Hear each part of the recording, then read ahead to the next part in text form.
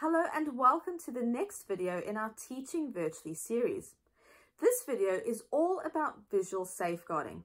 I'm going to show you how you can make use of the virtual background feature in both Microsoft Teams and Zoom so that you can feel comfortable enough to deliver a live session from your home. Now more than ever, it's important for students to be able to interact with and see their teacher in real time.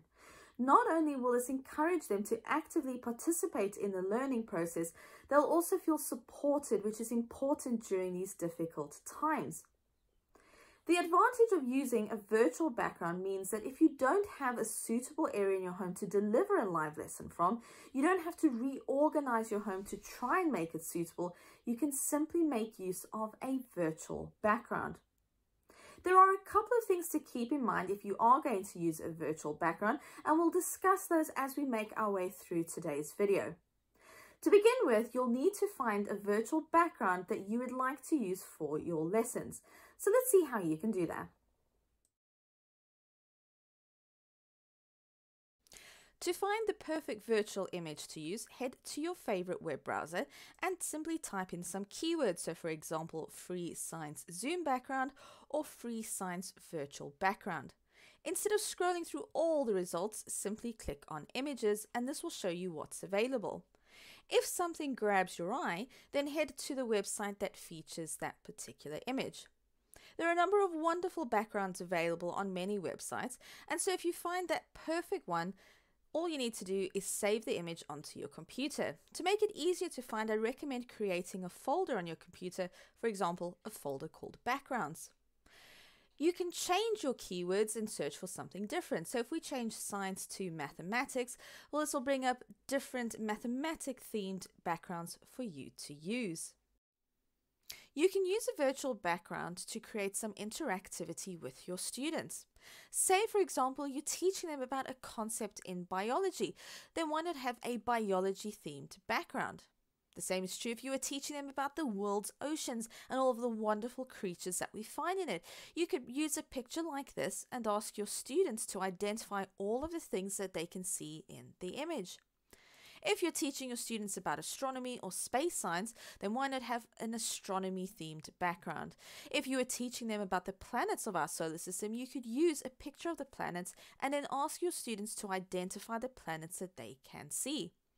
Now, you don't have to use an image off the internet. You can opt to create your own virtual background.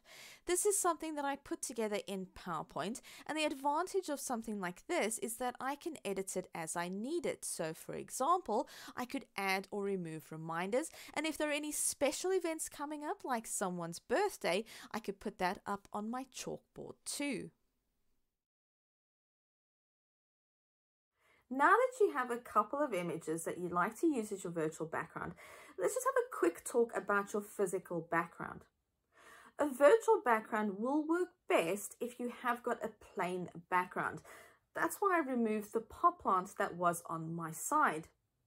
If you don't have a plain background, don't worry. You can create one by hanging up a plain sheet of cloth or even a blanket, provided the blanket doesn't have any patterns or features on it.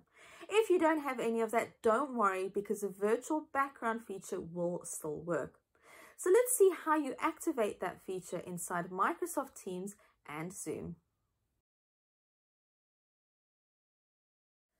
To make use of a virtual background in Zoom, all you have to do is click on the up arrow icon by Start Video and go to Choose Virtual Background. Now, some images may already appear, and you can opt to use one of these images, but if you'd like to use one you downloaded, click on the plus icon, then Add Image. Browse to the folder that contains your downloaded images, and once you've picked one that you'd like to use, you'll see it pops up in the preview window. If you like the looks of that, close the window and click on Start Video, and then you'll see your chosen virtual background. But if you would like to change it, all you have to do is click on that up arrow icon again, go back to Choose Virtual Background, and then change your image until you find one you are happy with. When joining a meeting via the Microsoft Teams app, a window will pop up that will allow you to choose your video and audio options. As you can see, I've moved to a particularly messy part of my house that I don't want anyone to see. But by clicking on background filters, I can blur my background or use one of their images as the virtual background.